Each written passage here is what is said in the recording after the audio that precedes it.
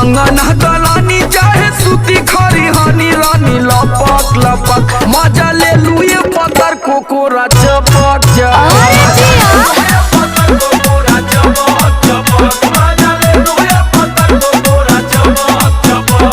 खाली हमारे गलती देलू हमरे पौला जब देखा तब लसियाई रहलू। अच्छा आज सुनावा ई मेहरारू ऐसा लसारा है ना कि मन मार के ना जाइबो ना तो ट्रक बीचवे रोड पर सड़ जाई बुझला।